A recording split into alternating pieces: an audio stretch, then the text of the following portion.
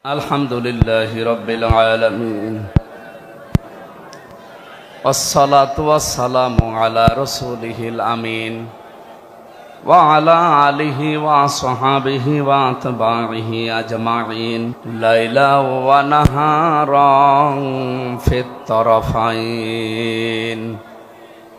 Faqad qala Allah ta'ala fi kalamihil majid wa burhanihit tauhid. A'udzu billahi minasy syaithanir rajim. Bismillahirrahmanirrahim. Kullu nafsin dha'iqatul maut wa innama tuwaffawna ujurakum yawmal qiyamah. Faman zuhziha 'anil nari wa udkhilal jannata faqad faz. Wa mal hayatud dunya illa mata'ul ghurur.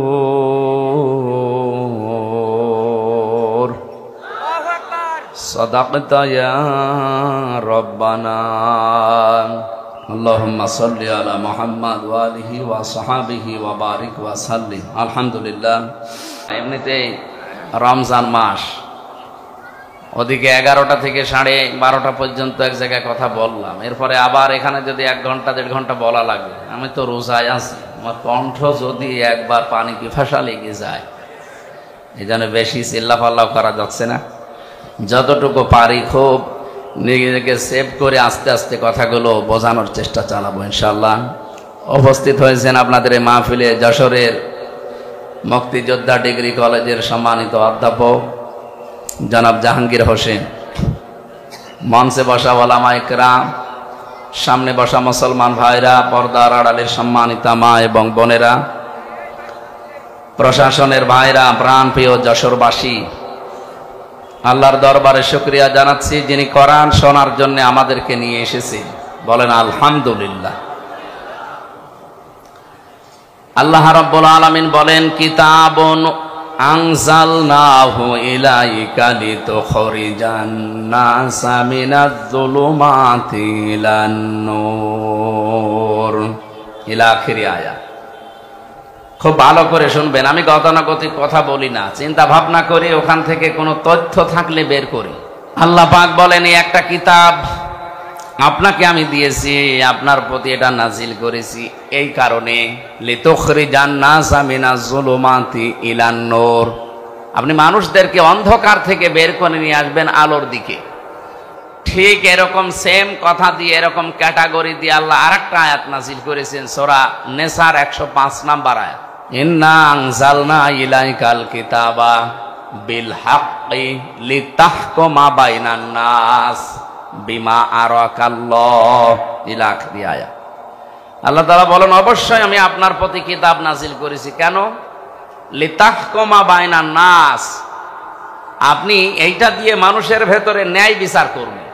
কিভাবে করবেন? বিমা আরাকাল্লাহ, যেভাবে আল্লাহ আপনাকে দেখিয়েছেন। দেখেন, দুইটা আয়াতের pattern কিন্তু প্রায় একরকম। আপনি আয়াতের দিকে একটু খেয়াল করে দেখেন, আল্লাহ দুইটা আয়াত নাজিল করার মানে প্যাটার্নটা একরকমই প্রায়। বললেন, আমি আপনাকে কিতাব দিয়েছি, কি করবেন? আপনি মানুষকে অন্ধকার থেকে আলোর দিকে বের করবেন। দ্বিতীয় আয়াতে বললেন, আপনাকে আমি কিতাব দিয়েছি কেন? মানুষের ভেতরে ন্যায় বিচার করবেন। কি বুঝলেন এখান থেকে? কোরআনে কারিম দিয়ে আমরা যারা এই যে এতক্ষণ 3-4 জন মিলে আমরা ডাকলাম আপনাদেরকে, অন্ধকারের পথ বিভিন্ন রকমের আছে, এই অন্ধকার থেকে আলোর পথ ইসলামের দিকে আহ্বান জানালাম। হ্যাঁ, এটা আহ্বান জানানো সম্ভব কোরআন দিয়ে। আমরা কোরআনে কারিম দিয়ে মানুষদেরকে অন্ধকারের ভেতর থেকে আলোর দিকে বের করার জন্য সারা পৃথিবীতে, বিশেষ করে মুসলমান যারা, তারা চেষ্টা চালাচ্ছে কম বেশি। কিন্তু লিতাহকুমা বাইনান নাস, কোরআন আপনার প্রতি আমি নাজিল করেছি এই জন্যে, কি জন্যে? মানুষের ভেতরে যেন আপনি ন্যায় বিচার করতে পারেন। এটা কিন্তু বাস্তবে এখনো সম্ভব হয়নি। কথা বলেন না কেন? রাসূলুল্লাহকে আল্লাহ যে 4 দফা কর্মসূচি দিয়েছিলেন, 2টা প্রথমে, 2টা শেষের দিকে, 4 জায়গায় আল্লাহ এই আয়াতটা, একই আয়াত ধরন পাল্টিয়ে শুধু শব্দ এলোমেলো করে নাজিল করেছেন। সূরা বাকারার 129 নম্বর আয়াত, সূরা বাকারার 151 নম্বর আয়াত, সূরা আলে ইমরানের 164 নম্বর আয়াত, সূরা জুমার 2 নম্বর আয়াত। আয়াতগুলোর কথা সব এক, খালি একটু শব্দ এলোমেলো আছে। আল্লাহ রাব্বুল আলামিন বলেন, হুয়াল্লাযী বাআসা ফিল উম্মিয়িনা রাসূলাম মিনহুম ইয়াতলু আলাইহিম আয়াতিহি ওয়া ইউযাক্কিহিম ওয়া ইউআল্লিমুহুমুল কিতাবা ওয়াল হিকমা ইলা আখিরি আয়াত। তিনি সে আল্লাহ যিনি তোমাদের কাছে উম্মীদের মধ্যে, নিরক্ষর মানুষদের মধ্যে একজন রাসূল পাঠিয়েছেন। কি করতেন তিনি? ইয়াতলু আলাইহিম আয়াতিহি, তোমাদের কাছে তিনি আল্লাহর আয়াতগুলো তেলাওয়াত করে শোনাতেন। আয়ুযাক্কিহিম, তিনি তোমাদেরকে পবিত্র করতেন। আল্লিমুহুমুল কিতাব, তিনি তোমাদেরকে কিতাবের শিক্ষা দিতেন। আল হিকমা, তিনি তোমাদেরকে হিকমত শেখাতেন। কথাগুলোর দিকে খেয়াল করে দেখবেন, যারা আলেম আছেন তাদেরকে বলছি। প্রথম নবীজিকে বললেন ইয়াতলু আলাইহিম আয়াতিহি, আল্লাহর আয়াত বলতে কি বলেন তো? কোরআন। আরো জোরে বলেন। আল্লিমুহুমুল কিতাব, কিতাব বলতে কি?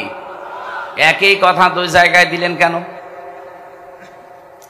তাফসীর মাহফিলে আলেমরা আসবে এই কারণে, আর যারা সাধারণ মানুষ তারা আসবে এই কারণে, এটা যেন শুনে আপনারা সওয়াব পেয়ে বাড়ি চলে যান। আর ওনাদের জন্য এইটা না, ওনাদের জন্য চিন্তা ভাবনার খোরাকি আছে এখানে। আফালা ইয়াতাদাব্বারুন আল কোরআন, কি হয়েছে তোমাদের? কোরআন নিয়ে কেন চিন্তা ভাবনা করো না? আমরা আয়াতুল্লাহ বলতে আল্লাহর কিতাব বুঝি, কিতাবুল্লাহ বলতেও আল্লাহর কিতাব বুঝি। রাসূল আসবে, উনি আল্লাহর আয়াত তেলাওয়াত করে শোনাবে, তিনি পবিত্র করবে আমাদেরকে, এরপরে আবার বলেন তোমাদেরকে কিতাবের শিক্ষা দেবে। কি এটা? কি প্রথমে যে 2টা কাজ তিনি ইয়াতলু আলাইহিম আয়াতিহি, আল্লাহর আয়াত তেলাওয়াত করে মুহাম্মদুর রাসূলুল্লাহ শুনিয়েছিলেন। আয়ুযাক্কিহিম, এটা দিয়ে তিনি পবিত্রও করেছিলেন, হয়তো ব্যক্তি, পরিবার, এ পর্যন্তই। এরপরে আরো 2টা শব্দ আছে, আল্লিমুহুমুল কিতাবা ওয়াল হিকমা। এই 2টা করতে গেলে অবশ্যই আপনাকে কিতাবের শিক্ষা হিকমতের সাথে এটা বাস্তবায়ন করা লাগবে। ওই জামানায় আরবদেরকে নিরক্ষর বলা হয়, উম্মি বলা হতো। ওরা যতদিন পর্যন্ত কোরআনে কারীম তেলাওয়াত করেছে, নিজেদের ভেতরে সংশোধনী চালিয়েছে, এ পর্যন্ত কোনো সমস্যা দেখা দেয়নি। কিন্তু যখনই আয়াতের এই পরের 2টা শব্দ আল্লিমুহুমুল কিতাব, তিনি তাদেরকে কিতাবের শিক্ষা দিয়েছেন, মানে কিতাবের এটা বাস্তবায়ন করে দেখিয়েছেন। আল হিকমা শব্দের ব্যাখ্যা পড়লে আপনি এটা ক্লিয়ার পেয়ে যাবেন ফি জিলালিল কোরআনের ভেতরে। হিকমা শব্দটা হাকামা থেকে এসেছে। আমরা যারা বিশেষ করে কামেলে যারা পড়ে বা পড়াই, তারা দেখবেন এই যে আমরা হাকিম বলে মানুষকে জানি, পৃথিবীতে হাকিম কিন্তু খুব বেশি মানুষ ছিলেন না। আমরা একজন হাকিমের নাম বেশি শুনি, তার নাম হযরতে লোকমান হাকিম।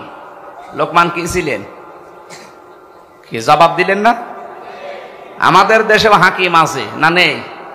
গাছতলায় বসে আছে, হাত দেখে বলে দেয় যে 3 বউ হবে, হাকিম। 1 নম্বরে আমরা জানি উলামা, 2 নম্বরে জানি ফুকাহা, 3 নম্বরে জানি হুকামা। এই যে শব্দগুলোর ব্যাখ্যা আছে না? আলেম বলা হয় তাদেরকে যাদের কাছে জ্ঞান আছে, আলো আছে। আর জ্ঞানের সর্বোচ্চ উৎস কোনটা বলেন তো? আরো জোরে বলেন। এই কিতাবের জ্ঞান যাদের আছে, কিতাবের আলো যাদের কাছে আছে, তারা আরবি ভাষায় কি আলেম। আরো জোরে বলেন। ফোকাহা, ফকি থেকে, এর বহুবচন ফোকাহা। এটা কাদেরকে বলা হয়? এই পৃথিবীতে যেই মানুষগুলো কোরআনের গভীরে ঢুকে কিছু নিয়ে আসতে পারে এদেরকে ফকি বলা হয়। 3 নম্বরে হুকামা, হাকিম। এটা কারা?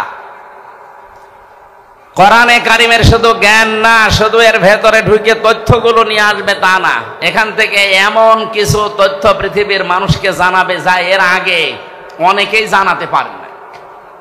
হযরত লোকমান হাকিম, ওনার মতো কালো চেহারার মানুষ এ পৃথিবীতে আর 2 জন ছিল বলে আমরা পেয়েছি। একজন হযরতে মাহজা রাদিয়াল্লাহু তাআলা আনহা, আর একজন হযরতে বেলাল রাদিয়াল্লাহু তাআলা আনহু। এই 2 জন মানুষ ছিল হযরতে লোকমান হাকিমের মতো এরকম কালো চেহারা আর এরকম ঠোঁট ঝোলা। এদের চেহারার যা বর্ণনা বলছি, হাড়ির তলা দেখেছেন না, তার চাইতেও কালো ছিল। এত কালো মানুষ, কিন্তু ভেতরের অবস্থা ছিল একেবারে ধবধবে সাদা ফর্সা। আমরা বাংলাদেশে কিছু ফর্সা মানুষ দেখি, ওপরে ফিটফাট, মাথার চুল থেকে পায়ের স্যান্ডেল পর্যন্ত পুরাটা সাদা, কিন্তু ভেতরে পুরাটা কালো, যেমন দরবেশ। আমি নাম নিলাম না। ওনার মাথার চুল থেকে পায়ের স্যান্ডেল পর্যন্ত পুরাটা সাদা না? কোন জায়গায় কোনো কালো পেয়েছেন আপনি? পুরা সাদা, কিন্তু ভেতরে এত কালো ছিল। 36,000 কোটি টাকা আল্লাহ রাস্তায় পাঠিয়ে দিয়েছে। আমি মালয়েশিয়া কি হোটেলের নিচে বসে আছে কয়েকজন, কি এখানে হুজুর আমরা আগেই পালিয়েছি। আগে পালালেন কেন? এখানে আপনি যে সাহেব পাড়া বানিয়েছেন ওখানে থাকবেন না? হুজুর ওখানে থেকে মায়ের খাবো। বাংলাদেশের মানুষ এখানে আছে, যদি শোনে যে সাহেব পাড়ায় আমি আছি, তালা ভেঙে পিটাবে আমার। এই জন্য হোটেলে চুরি করে আসি, কেউ জানে না। আপনি যেন আবার বাইরে যেয়ে বলি দিয়েন না। পাগলকে যদি বলা হয় যে শাকো নাড়াবি না, ও আরো বেশি নাড়াবে না। ও আমার আরো মনে করে দিল। এই শয়তানগুলো সব এখন বেশিরভাগ থাইল্যান্ডে, বেশিরভাগ রয়েছে সিঙ্গাপুরে, মালয়েশিয়া, পালিয়ে আছে। বাকিগুলো আমেরিকা, কানাডায় তো গিয়েছে। আর আল্লাহর বিশেষ ওলি যারা, তারা আছে প্রতিবেশী রাষ্ট্রে। আমি বলছিলাম হযরতে বেলাল, হযরতে মাহজা, লোকমান হাকিম রহমতুল্লাহ আলাইহে, এই মানুষগুলো উপরে ছিল কালো, ভেতরে ছিল পুরা ধবধবে সাদা। আমাদের অন্তর ঠিক ওই রকম করা দরকার না? আর ওটা যদি 100 ভাগ করতে চান, তাহলে ওই আল্লিমুহুমুল কিতাব, এই যে হুকামা থেকে এসেছে, যেটা আপনাকে কিতাবের শিক্ষা ব্যবস্থা জারি করা লাগবে। আর এটার দায়িত্ব হামজার না, এটার দায়িত্ব ওই 300 এমপি যারা ছিল তাদের। তারা যদি একবার বলে মাননীয় স্পিকার আমরা কোরআনে কারিমের শিক্ষা ব্যবস্থা চাই, উনি যদি বলে হাত তোলেন, আজিজুর রহমানের মতো যদি 151 জন বলে হ্যাঁ হাত তুলেছি, ওই দিনই পাশ হয়ে যাবে। কিতাবের শিক্ষা ব্যবস্থা বাংলাদেশে জারি হয়ে যাবে। 5 বছরের ভেতরে দেখবেন দেশের চেহারা পাল্টিয়ে গেছে। মালয়েশিয়া এখন যিনি স্বরাষ্ট্রমন্ত্রীর দায়িত্বে আছেন, বাংলাদেশে যেমন ইসলামী ছাত্র শিবির আছে না, কথা বলেন না কেন? কেন্দ্রীয় সেক্রেটারি জেনারেলের নাম কি? সাদ্দাম হোসেন, নুরুল ইসলাম সাদ্দাম মনে হয়। হ্যাঁ, নুরুল ইসলাম সাদ্দাম আমাদের খুলনা বিভাগের কৃতি সন্তান। এই যে পাশের জেলায় বাড়ি খুলনা। ওখানে যিনি স্বরাষ্ট্রমন্ত্রীর দায়িত্বে আছেন, উনি ওই দেশের ইসলামী ছাত্র শিবির, তার কেন্দ্রীয় সেক্রেটারি জেনারেল ছিলেন। সে আছে এখন দায়িত্বে। এত সৎ লোকটা, 10 দিন আমি ছিলাম, বিভিন্ন মানুষের মুখে শুনলাম যে মানুষ এত সৎ হতে পারে। তা আমরাও চাই ইসলামী ছাত্র শিবির শুধু মালয়েশিয়া না, ইসলামী ছাত্র শিবির শুধু তুরস্ক না, এটা যদি বাংলাদেশের যারা আছে এরাও এই কেন্দ্রীয় সেক্রেটারি, সভাপতি, এই মানুষগুলো যদি দায়িত্ব এই দেশে পায়, আর এরকম মানুষ যদি 151 জন তৈরি হয়, শিক্ষা ব্যবস্থায় আপনি এই কোরআন দেখবেন 100 মার্কের তৈরি হয়ে গেছে। মাত্র 5 বছর যেতে দেবেন, পুরাটা দেশ পাল্টিয়ে ফেলবে। ওয়াস্তব মাওলানা সাইদি সাহেব 50 বছর করে গেল, মুসলমান যা হয়েছে ওনার হাতে। তার চাইতে অধিকাংশ মুসলমান হয়ে গেছে উল্টাপাল্টা। কিন্তু এটা যদি শিক্ষা ব্যবস্থায় আমরা নিয়ে যেতে পারি, এনাদের মতো 151 জন মানুষকে পাঠিয়ে, এটা যদি কেউ রাজনীতি মনে করেন, হ্যাঁ এইটাই আমাদের রাজনীতি, এটা যদি কেউ ধর্ম ব্যবসা মনে করেন, এইটাই আমার ধর্ম ব্যবসা, কারণ আমি চাই এটা যেন সংসদে যায়। এক কথা বলে না কেন? 5 বছর চলতে দেবেন। যার যা দুঃখের কথা বলছিলেন না, কত মানুষ 3 ভাগের 1 ভাগ না খেয়ে থাকে, পোশাক নেই, শিক্ষা নেই, কেন এগুলো থাকবে না কেন? মাত্র 18 বছরে 2004 সাল থেকে আজকে 25 কয় বছর? 19 বছর না না 21 বছর, মাত্র 21 বছরের ব্যবধানে যদি মালয়েশিয়া দাঁড়িয়ে যেতে পারে, তারা তো আমাদের চাইতেও নিকৃষ্ট ছিল, নিকৃষ্ট পর্যায়ে ছিল। অথচ এখন তাকিয়ে দেখেন, এই যশোরের কত মানুষ যে দেখি ওখানে চাকরি করছে। কেন? এখান থেকে টাকাগুলো পাচার করে ওই সমস্ত দেশে না পাঠিয়ে এই দেশে যদি কর্মসংস্থান তৈরি করে দিতেন, ওই দেশে যে রাস্তা ঝাড়ু দেওয়া লাগতো না, রুটি বানাচ্ছে, কাপড় চোপড় সেলাই করছে, পায়খানা সাফ করছে। কেন এগুলো করা লাগবে? কেন দরকার? ওই দেশের মানুষ এসে এই দেশে ওরা আমাদের রাস্তা ঝাড়ু দেবে। এক কথা বলে না কেন? এটা সম্ভব ছিল। ওরা 21 বছরে দাঁড়িয়ে গেছে, আর আমরা 54 বছরও দাঁড়াতে পারি না। একটাই কারণ, এইটা নেই। এটা নিয়ে যান। এই জন্য তো বারবার আহ্বান জানাচ্ছি আমরা যে এইটা নিয়ে যান। 15 বছর সময় দেওয়া লাগবে না। 5 বছরে যদি দেশটা মালয়েশিয়ার মতো করে দিতে না পারি, তাহলে আজ জীবনে কোনোদিন বলবো না যে আমাদের ভোট দিন। এই জন্য কোরআন নাজিল করার আয়াতের প্যাটার্ন দেখেছেন আল্লাহ। 2টা আয়াতই প্রথম অংশ কিন্তু এক ছিল। কিতাবুন আনজালনাহু ইলাইকা এ পর্যন্ত এক, ইন্না আনজালনা ইলাইকাল কিতাব এ পর্যন্ত এক। এরপরে আল্লাহ দিয়েছেন 2 বিষয়, লিতুখরিজান নাস মিনাজ যুলুমাতি ইলান নূর। তোমরা মানুষদেরকে অন্ধকার থেকে আলোর পথ দেখাবে। এটা আমরা দেখাচ্ছি আজ 54 বছর। কিন্তু দ্বিতীয়টা যদি আমরা মানতে পারতাম, মালয়েশিয়ার মতো, সৌদি আরবের মতো, তুরস্কের মতো, আফগানিস্তানের মতো, লিতাহকুমা বাইনান নাস, এই কোরআন দিয়ে আমি বিচার ব্যবস্থা, ন্যায় বিচার কায়েম করব, তাহলে 13 বছর এটিএম আজহারুল ইসলামকে জেলখানায় পড়িয়ে বসা লাগতো। উনি অনেক আগে বের হয়ে চলে আসতেন। এই কথা বলেন না কেন? ন্যায় বিচার নেই, এই জন্যই মাজলুম মানুষটা জেল খাটতেছে। বিচারপতি পালিয়েছে, মামলার বাদী পালিয়েছে, এমনকি সরকারও পালিয়েছে। যে বিচারপতি রায় দিয়েছিল সেও পালিয়েছে। তো উনি জেলে থাকবে কোন কারণে? আমরা চাই কোরআনে কারিমের লিতাহকুমা বাইনান নাস বিমা আরাকাল্লাহ, আল্লাহ যেভাবে আমাদের দেখিয়েছেন, আল্লাহর দেখানো পদ্ধতিতে বিচার ব্যবস্থা আমরা তৈরি করব। ওখানে কোনো অবিচার হবে না, সব জায়গায় প্রতিষ্ঠিত হবে তখন ন্যায় বিচার। কথা বলেন ঠিক কিনা? এটা কি দেখার আগ্রহ আছে? শুধু সামিয়ানার নিচে সব জায়গায় যেন আগ্রহ থাকে যে আমরা দেখতে চাই বিচার ব্যবস্থায় কোর্টের। আপনি যশোরের আদালতে যান, কোর্টের ইট পর্যন্ত টাকা চাই, টাকা দিয়ে যান।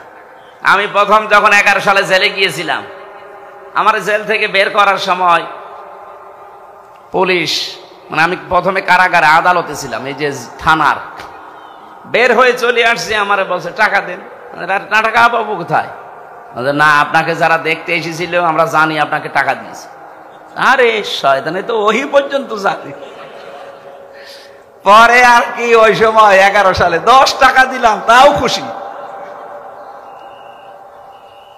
এমন কোন দিক বিভাগ আছে বাংলাদেশে যেখানে এরকম টাকা চাই না? কথা বলে না কেন? প্রত্যেকটা একটা ফাইল এখান থেকে উপরে উঠতে চায় না টাকা ছাড়া। এই দৃশ্য আর সামনে আমরা দেখতে চাই না। এই জন্যই তো এত কিছু করা লাগছে। এই দৃশ্য যেন কেউ সামনে আর কেউ তৈরিও করতে না পারে, সজাগ থাকা লাগবে। নাই তো এই 2732 জন মানুষ জীবন দিয়ে গেল, 34,000 মানুষ এখনো পর্যন্ত হাসপাতালে কাতরাচ্ছে। তাদের সাথে বেঈমানি করা হবে না? আবু সাইদের সামনে কি জবাব দেবেন? মুগ্ধর সামনে কি জবাব দেবেন? যদি আবার চাঁদাবাজি শুরু হয়, আবার যদি ঘাট দখল শুরু হয়, তো কি জবাব দেবেন আপনি? জবাব যেন দিতে পারেন, সেই জন্য আমরা এমন পরিবেশ তৈরি করতে চাই, আগামীতে কিয়ামত পর্যন্ত দেশে যেন কেউ ঘাট দখল করতে না পারে। কত মানুষ নীরবে কাঁদতেছে যে আমি 600 টাকা উপায় করে 300 টাকা চাঁদা দেওয়া লাগে। একটা কথা হইলো? এই দৃশ্য বাংলাদেশ আর দেখতে চাই? তাহলে কি করা লাগবে? শুধু মানুষকে কোরআন দিয়ে ডেকে আলোর দিকে নিয়ে আসবো না। আমরা এই কিতাবের শিক্ষা, এই কিতাবের বিচার, এই কিতাবের অর্থনীতি সবগুলো প্রতিষ্ঠিত করে এই জমিনে দেখাতে চাই। বিমা আরাকাল্লাহ, আল্লাহ যেভাবে আমাদেরকে দেখিয়েছেন, ওয়ালা তাকুল্লিল খাইনিনা খসিমা, হে নবী আপনি খিয়ানতকারী যারা তাদের পক্ষ নিয়ে বিতর্ক করবেন না। আজ বাংলাদেশে প্রমাণ হয়ে গেছে 54 বছরে কারা জাতির সাথে নিজেদের সাথে খিয়ানত করেছে। এক কথা বলেন না কেন? যারা খিয়ানত করেছে আমরা তাদেরকে চিনি না? এই খিয়ানতকারীদের পক্ষ নিয়ে তারা ঝগড়া করেন আমাদের সাথে। আপনার বিবেক আছে? এই জন্য আমরা চাচ্ছি আল্লাহ যেভাবে আমাদের দেখিয়েছেন এটা আমরা বিচার ব্যবস্থায় ন্যায় বিচার কায়েম করার জন্য নিয়ে যাব গরু ছাগলের ভেতরে। আর ভেতরে বাইনান নাস, মানুষের ভেতরে। আল্লাহ আমাদেরকে যেন কোরআনের দ্বারা এটার তৌফিক দান করেন, বলেন আমিন। তাহলে নবীজি 4টা কাজ করেছিলেন। প্রথম নাম্বার, তিনি কোরআন তেলাওয়াত করে মানুষকে শোনাতেন, মানুষদেরকে পবিত্র করতেন, তার নফস, তার পরিবার, তার সমাজ, এভাবে তিনি চেষ্টা চালিয়েছিলেন। কিন্তু আল্লিমুহুমুল কিতাব, এটা যতদিন পর্যন্ত তিনি কায়েম করতে না পেরেছেন ততদিন সুদ বন্ধ হয়নি, ঘুষ বন্ধ হয়নি, সাদাবাজি ওই জামানায় ছিল ওইটাও বন্ধ হয়নি। কথা বলেন ঠিক কিনা?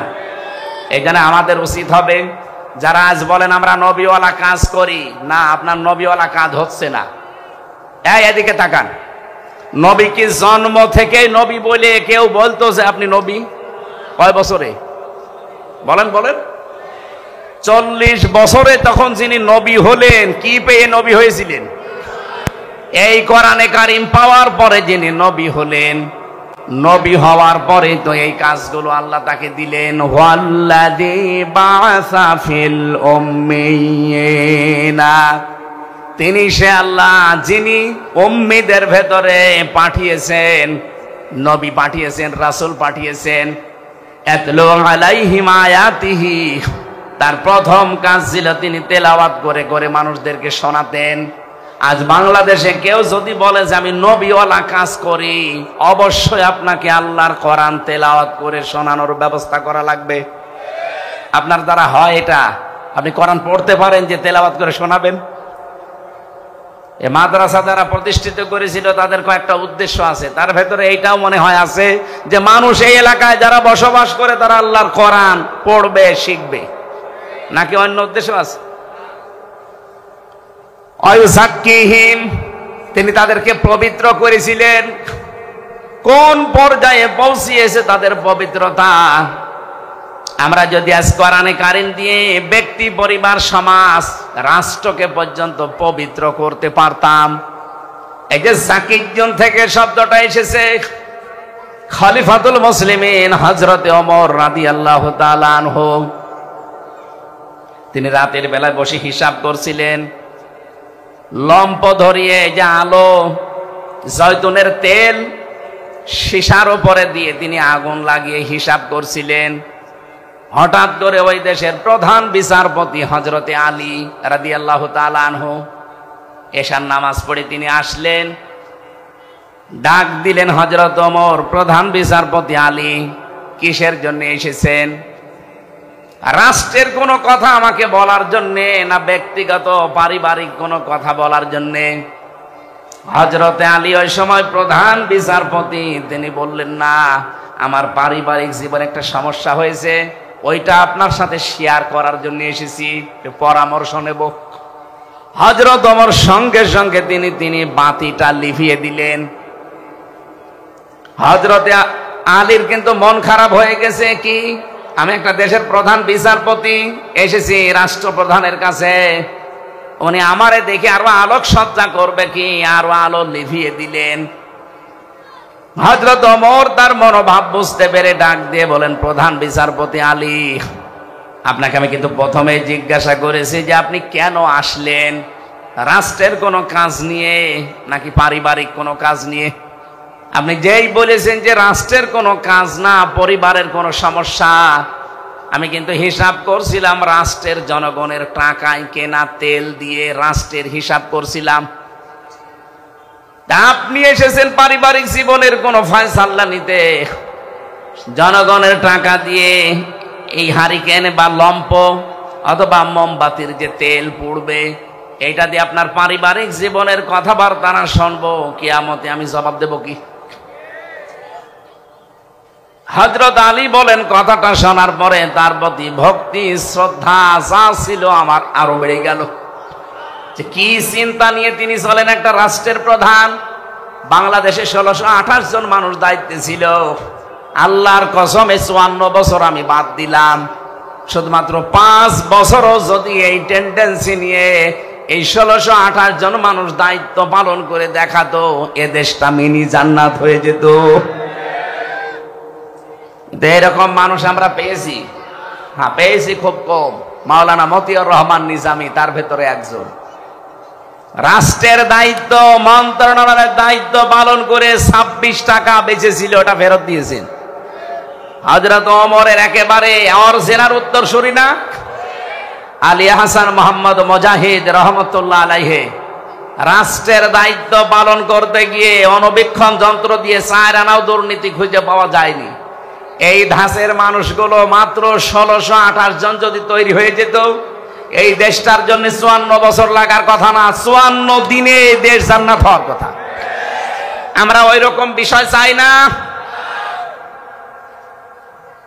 এই জন্য আমার প্রথম এবং শেষ ফাইনাল কথা এইটাই, আপনাকে পবিত্র হওয়ার জন্য কোরআনে কারিমের কাছে আসা লাগবে। আর এটা দিয়ে যদি একেবারে পুঙ্খানুপুঙ্খানু ন্যায় বিচার দেখতে চান, তাহলে কোরআনের বিচার ব্যবস্থা, শিক্ষা ব্যবস্থা, স্বাস্থ্য ব্যবস্থা এগুলো দেখাতে হবে, তাছাড়া সম্ভব না।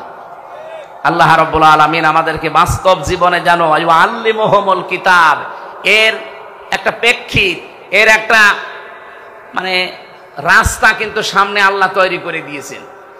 এখন বাংলাদেশের মানুষ চাইলেই সম্ভব কিতাবের শিক্ষা ব্যবস্থা সামনে জারি করার ব্যবস্থা করা।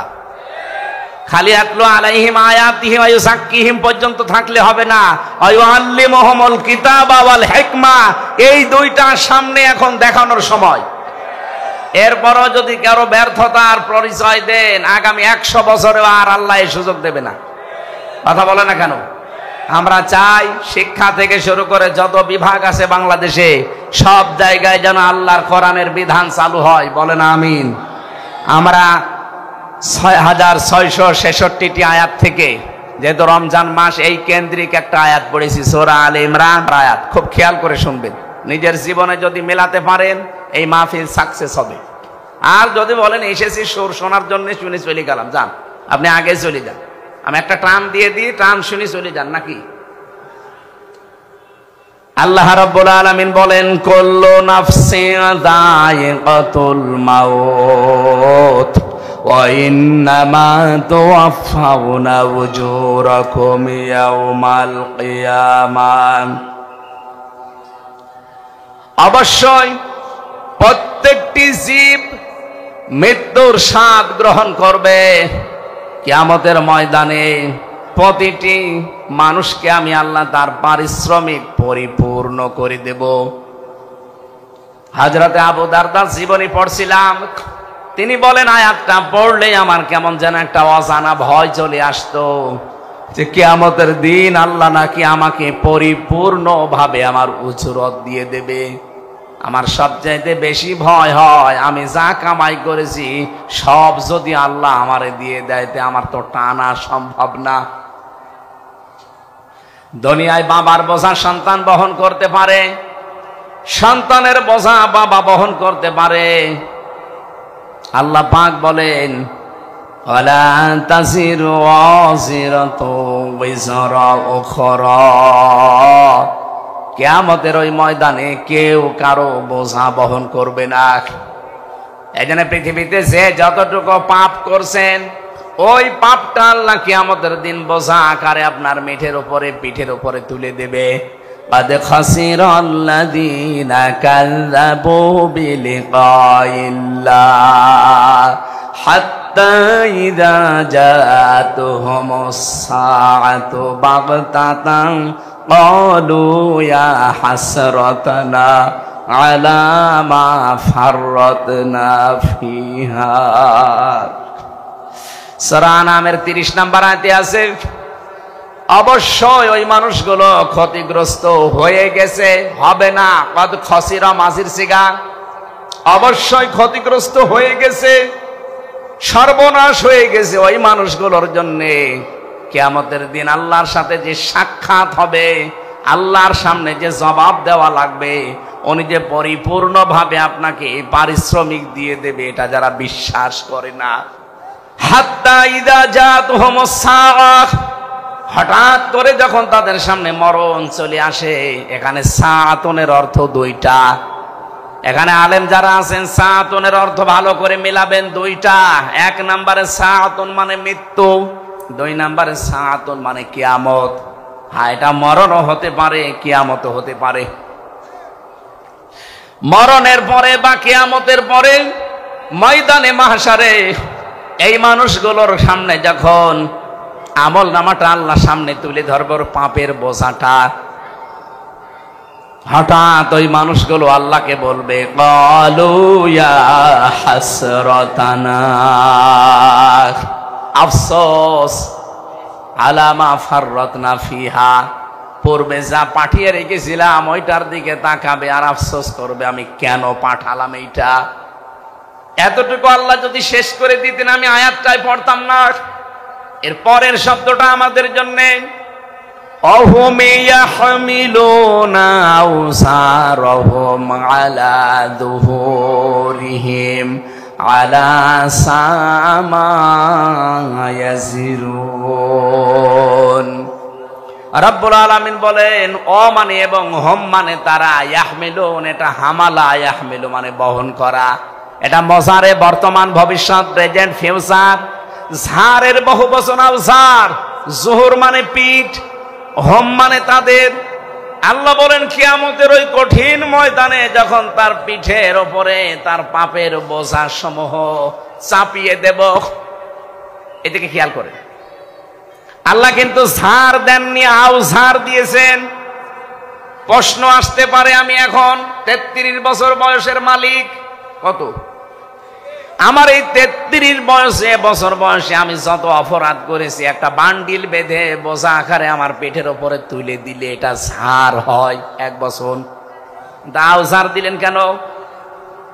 তাফসিরে মাযহারি মুফাসসির লিখেছেন, আওসারের ব্যাখ্যায় আমি হয়তো 33 বছরে মারা গেলাম, কিন্তু এমন এমন কাজ আমি দুনিয়ায় জারি করে গেলাম যেটা গোনায়ে জারিয়া।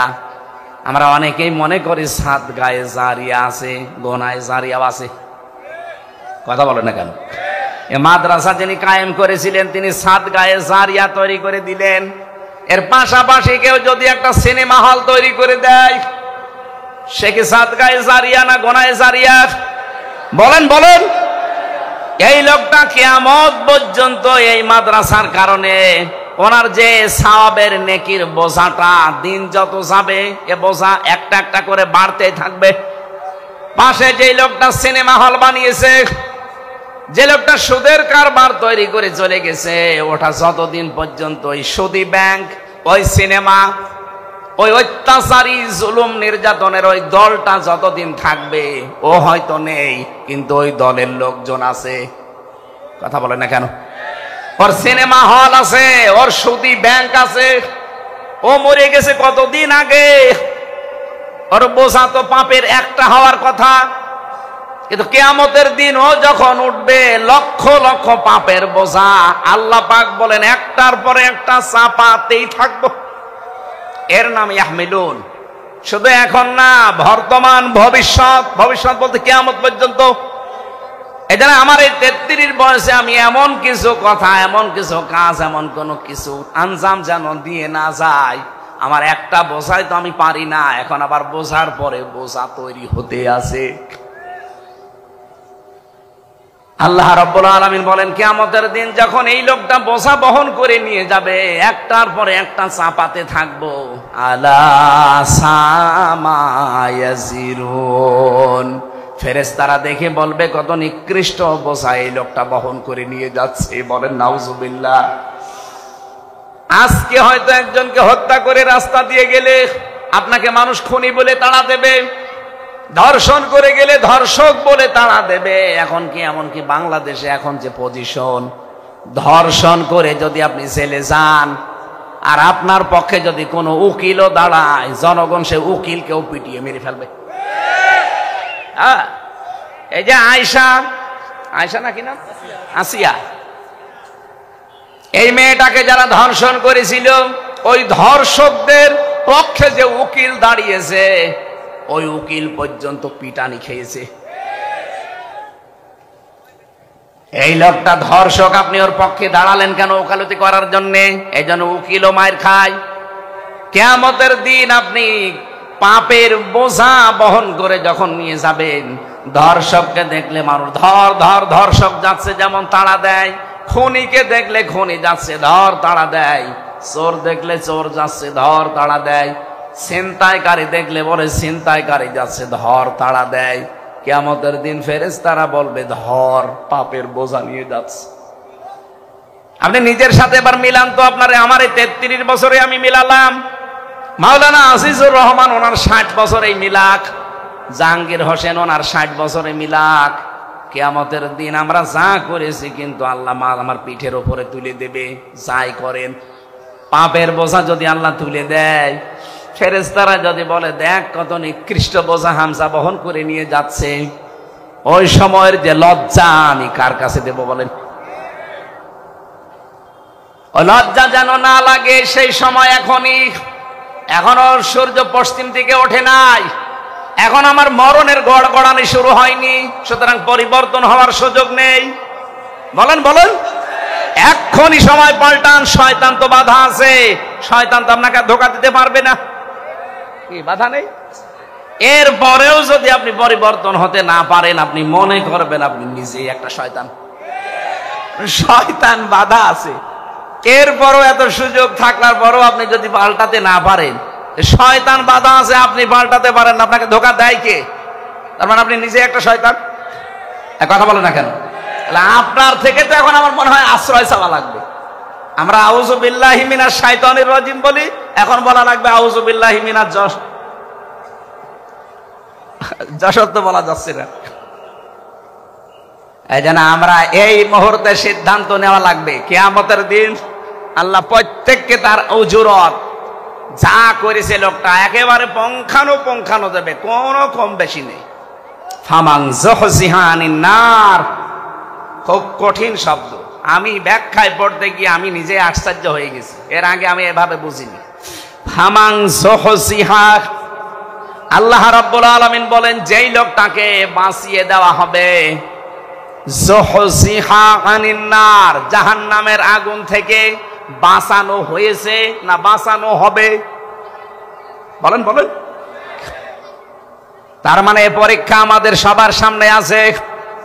ফামান যুহজিহা আনিন নার, যে লোকটাকে জাহান্নামের আগুন থেকে বাঁচানো হবে, ওয়াউদখিলাল জান্নাতা ফাকাদ ফাজ, এবং যাকে জাহান্নামে প্রবেশ করানো হবে না করানো হয়েছে?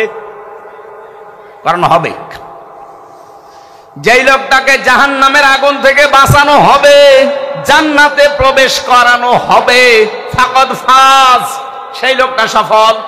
তাহলে সফলতার মানদণ্ড এই দুনিয়া না, সফলতার মানদণ্ড হচ্ছে কিয়ামতের ময়দানে যাকে আল্লাহ জাহান্নাম থেকে মুক্ত করে জান্নাতি বলে ঘোষণা দিয়ে দেবে।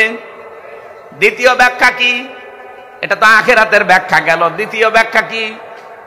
আর একটা ব্যাখ্যা আছে ফি জিলালিল কোরআনে, মুফাসসির লিখেছেন দুনিয়ার জীবনে আল্লাহ যাকে জাহান্নামের কাজগুলো আস্তে আস্তে ছেড়ে দেওয়ার তৌফিক দেয় আর জান্নাতের কাজগুলো আস্তে আস্তে করার মতো সুযোগ দেয়, ফাকাদ ফাজ, সেই লোকটার জীবনও সফল। আপনি এবার ভাবেন, রমজানের আগে যেমন ছিলেন রমজানে অবশ্যই তেমন নেই, পাল্টিয়েছেন কিছু। বাকি 11 মাস যদি এভাবে পাল্টিয়ে পাল্টিয়ে আপনার জীবন শেষ করতে পারেন, আপনি মনে করবেন আপনার জীবনকে আমার আল্লাহ ফাকাদ ফাজ, সফলতার দ্বার প্রান্তে পৌঁছিয়ে দিচ্ছে। আর যদি মনে করেন না আগে 2টা বিড়ি খাতাম, এখন রোজার পরে 4টা করে খাচ্ছি, তাহলে মনে করবেন আমি জান্নাতের থেকে আস্তে আস্তে জাহান্নামের দিকে এগিয়ে যাচ্ছি।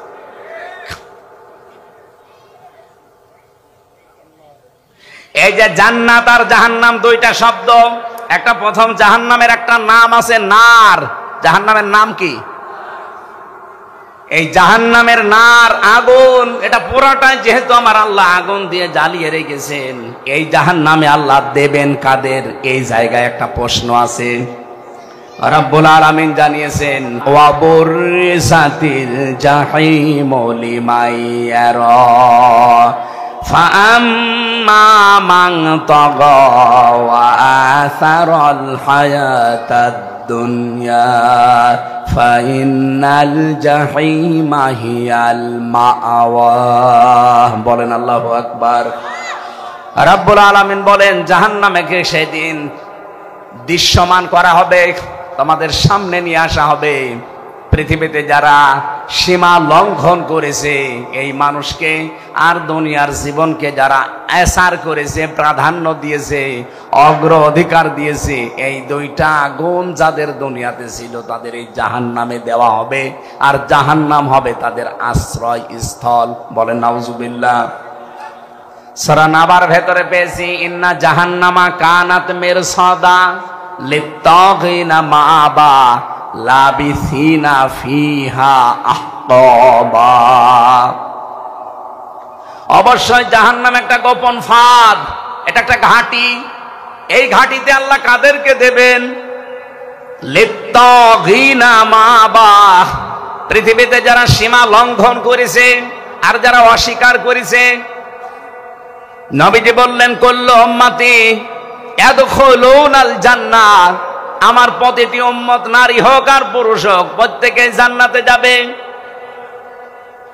ইল্লা মান আবা, শুধু যারা আবা তাদেরকে জান্নাত আল্লাহ দেবেন না।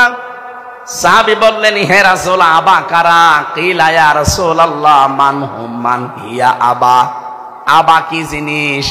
নবীজি বললেন মান আতাআনি দাখালাল জান্নাহ ওয়া মান আসানি ফাকাদ আবা। হাদিসের শেষ অংশের ব্যাখ্যা হচ্ছে এটা, এই পৃথিবীতে যেই লোকটা আল্লাহর রাসূলের আনুগত্য করে চলবে এই লোকটা নবীজির সাথে জান্নাতে থাকবে। যারা আল্লাহর রাসূলের আনুগত্য করে চলে না, তার নিয়ম নীতি দেখে চলে না, এই মানুষগুলো ওই আবা। আর আবা যারা অস্বীকারী যারা, এই মানুষগুলো জাহান্নামী। বলেন নাউজুবিল্লাহ। আমাদের শিক্ষা এখান থেকে, আমরা আবার আবা হয়ে যাচ্ছে না তো। কুল্লু উম্মতি ইয়াদখুলুনাল জান্নাহ, নবীজির প্রতিটি উম্মতি জান্নাতে যাবে, শুধু আবা ছাড়া। আর জাহান্নামে যাওয়ার যে গুণগুলো শুনলাম তার ভেতরে অন্যতম একটা গুণ, তারা আবা হবে। আবা মানে অস্বীকারী। কি অস্বীকার করে? সত্যকে সত্য জানার পরেও যারা অস্বীকার করে এই মানুষগুলো হচ্ছে নবীজির ভাষায় আবাক। আর জাহান্নামের বর্ণনা দিতে গিয়ে আমার আল্লাহ এটাই জানিয়েছেন লিত্তাগিনা মাআবা। পৃথিবীতে যেই মানুষগুলো সীমা লঙ্ঘন করেছে আল্লাহর, দুনিয়াতে যারা অস্বীকার করেছে আল্লাহর বিধানকে, লাবিসিনা ফিহা আহকাবা, চিরস্থায়ী ভাবে এই মানুষগুলো জাহান্নামের এই ঘাটির ভেতরে পৌঁছতে থাকবে। ও যশোরবাসী, যে জাহান্নামে যাওয়ার এখানে আমরা দুইটা গুণ কিন্তু পেয়েছি অলরেডি। নারী হোক আর পুরুষ হোক, আমরা তো যা দেখতে পাই অধিকাংশ আমরা এই দুই গুণের ভেতরে আছি। এক নম্বরে আমরা সীমা লঙ্ঘন করছি খুব বেশি। এই রমজানুল মোবারক অনেকের সীমা লঙ্ঘন থামেনি। প্রতিটি জিনিসের একটা বর্ডার আছে। এই যে যশোরের বেনাপোল বর্ডার না, এই বর্ডার পার হতে হলে আপনাকে অবশ্যই পাসপোর্ট এবং ভিসা থাকা লাগবে। এমনি পার হয়ে যান, বিএসএফ গুলি করে মেরে ফেলবে। আল্লাহ পাক বলেন আমারও একটা বর্ডার আছে। আমার বর্ডার, বাংলাদেশে প্রায় বর্ডার আছে 22টা। এই তার ভেতরে বেনাপোল একটা, আর আল্লাহর বর্ডার 23টা। কয়টা? হ্যাঁ, 8টা। না না, আল্লাহর বর্ডার একটা কে বলেছে আপনাকে? আল্লাহর বর্ডার 500টা। এই কোরআনে আল্লাহ বর্ডার দিয়েছেন 500। কয়শো? রমজানুল মোবারকে আমার আল্লাহর বর্ডার কি? শুধু না খেয়ে থাকলে যদি আপনার রোজা হয়ে যেত, আমি যে হাদিস পড়েছিলাম এবার আলেমদেরকে বলছি, নবীজি কিন্তু আসিয়ামু আজিজি বিহি দেননি, দিয়েছেন কি আসসাউমু লি ওয়া আনা আজিজি বিহি। সিয়াম আর সাওমের ভেতর পার্থক্য কি? সিয়াম হচ্ছে ধারাবাহিক, কন্টিনিউ, একটার পর একটা আসবে। আর সাওম কিন্তু শুধুমাত্র ধারাবাহিক ভাবে আসবে না, এটা পালন করে আপনাকে হক আদায় করে ওই মানে যেতে হবে।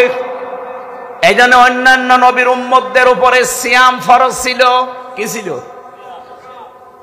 আমার এই কথাটা সবাই হয়তো বুঝবেন না, এখানে বোঝার মতো কিছু মানুষ আছে, তাদের জন্য এটা আলাদা বলছি। আর সাওম এক জিনিস না। পৃথিবীতে যত নবীর উম্মত ছিল তাদের উপরে সাওম ফরজ ছিল না সিয়াম? বলেন বলেন। কুতিবা আলাইকুমুস সিয়াম, তোমাদের উপরে রোজা ফরজ করে দিলাম, লিখে দিলাম। কামা কুতিবা আলাল্লাযীনা মিন ক্বাবলিকুম, তোমাদের পূর্বে যারা ছিল তাদের উপরে এই সিয়াম কি ছিল? বলেন বলেন। এটা যেহেতু কন্টিনিউ আসে, ধারাবাহিক, একটার পর একটা চলে আসতে থাকে, আপনি দেখবেন অন্যান্য নবীর উম্মতদের সিয়ামের সাথে আমাদের সিয়ামের মিল নেই। এই জাতিরাও রোজা রাখে কিন্তু ওরা সেহরি করে না, খ্রিস্টানরাও রোজা রাখে ইফতারি করে না, মুশরিক যারা আমাদের এই দাদা বাবু হিন্দুরা ওরাও রোজা রাখে কিন্তু ওরা উপবাস থাকে, সেহরিও করে না, ইফতারিও করে না। এর আগে যত নবীর উম্মত দেখবেন, আমি প্রায় ৭০টা লিখেছি এখানে। হযরতে মরিয়ম আলাইহিস সালাম তিনি রোজা রেখেছিলেন, তার রোজার ধরন ছিল আমাদের মতো না। আল্লাহ পাক সূরা মরিয়মের ভেতরে দিয়েছিলেন, তিনি রোজা রাখা অবস্থায় সব খেতে পারতেন, সব পান করতে পারতেন, কিন্তু কথা বলতে পারতেন না। তাহলে মরিয়ম ওনাদের রোজা কি? কথা বলা যাবে না, তাছাড়া সব করা যাবে। কি কথা বলেন না কেন? খ্রিস্টানদের, ইহুদিদের, মুশরিকদের রোজা দেখলেন, কিন্তু আমাদের রোজা কি ওই রকম? আমাদের রোজায় সেহরি আছে, ইফতারি আছে এবং 4টা জিনিস আছে। কয়টা? বলেন বলেন। এই জন্য এর নাম সিয়াম না, এর নাম সাওম। নবীজির হাদিস, এটা হাদিসে কুদসি, আস-সাওমু লি, রোজা আমার জন্য, ওয়া আনা আজিজি বিহি ওয়া আনা উজজা বিহি, আমি নিজে পুরস্কার দেব অথবা আমি নিজেই তার পুরস্কার হয়ে যাব। তাহলে সাওমের কয়টা ব্যাখ্যা বলছি আমি? 4টা। 1 নম্বরে খাবার থেকে, 2 নম্বরে পানীয় থেকে, 3 নম্বরে স্ত্রী সহবাস থেকে, 4 নম্বরে হারাম যত কাজ আছে সব কাজ থেকে আপনাকে বিরত থেকে আল্লাহকে দেখানো লাগবে, এর নাম রোজা। অন্যান্য নবীর উম্মতের উপরে কি ফরজ ছিল? সিয়াম। বলেন বলেন। আমাদের উপরে রোজা। সিয়াম তো দিয়েছে, সিয়ামকে পরিপূর্ণতায় নিয়ে যেতে হলে অন্য নবীর উম্মতের মতো আপনি খাবার খাবেন, কথা বলবেন না, রোজা হবে? হবে না। মরিয়ম আলাইহিস সালাম শুধু কথা বন্ধ, খাবার খেতেন, পানি খেতেন, রোজা হয়ে যেত। আমাদের এরকম নেই। আমাদের রোজা হচ্ছে, রোজা থাকবেন কিন্তু এই 4টা জিনিস থেকে আপনি বিরত থাকবেন। এ রোজা কাঙ্ক্ষিত মানের পর্যায়ে পৌঁছাবে। আল্লাহ রাব্বুল আলামিন জাহান্নামের যে আগুন আছে এখান থেকে বাঁচিয়ে রায়আন নামক একটা দরজা দিয়ে এমন জান্নাতে প্রবেশ করাবে, যেখানে প্রবেশ করা হয়ে গেলে আল্লাহ তালাবদ্ধ করে দেবে, অন্য কাউকে আর ঢুকতে দেবে না। আসল সফলতা, আসল বিফলতার কথা শোনাচ্ছিলাম। পৃথিবীর জমিন সফল এবং বিফল হওয়ার জায়গা না। এই পৃথিবীতে যদি আমি সারা জীবন না খেয়ে খেয়েও মারা যায়, অপমান হয়েও মারা যায়, মরণের পরে যদি আল্লাহ জাহান্নামের কাছ থেকে, জাহান্নামের আগুন থেকে বাঁচিয়ে জান্নাতি বলে ঘোষণা একবার দিয়ে দেয়, ফাকাদ ফাজ, আমার জীবন সফল। আমরা ওই রকম জীবন তৈরি করার জন্য রেডি আছি না? আমাল হায়াতুদ দুনিয়া ইল্লা মাতাউল গুরুর। আল্লাহ খুব আফসোস নিয়ে জানিয়েছেন, পৃথিবীর জমিনটা প্রতারণা, খেলতামাশা, ধোঁকাবাজি ছাড়া কিচ্ছু না। আপনার মা বাবা, ওইটাও ধোঁকা। মনে আসতে পারে, হ্যাঁ হুজুর মা বাবার কথা বললেন, তাদের দিকে তাকালে সওয়াব হয়, হজের সওয়াব হয়, কিন্তু তারাও ধোঁকা। যেহেতু মাতাউল গুরুর বহু বচন দিয়েছেন আল্লাহ, পৃথিবীর কোনো কিছু ধোঁকা বাদ দিয়ে নেই। আপনি মা বাবার যে হক আছে ওইটা আদায় করবেন না, মা বাবারও মন পাবেন না। কি কথা বলেন না কেন? স্ত্রী আমাকে ভালোবাসে, স্ত্রীও ধোঁকা। আমি নিজের থেকে বলছি, আমি যদি এখন হামজা, আমার 33 বছর, আমার ম্যাডামের 26 বছর, এখন যদি সত্যি আপনারা বলেন যে হুজুর মরে গেছে, ও হয়তো কান্নাকাটি করবে, পাগল হয়ে যাবে 2-3 দিন। 7 দিনের ভেতরে দেখবেন স্বাভাবিক হয়ে গেছে।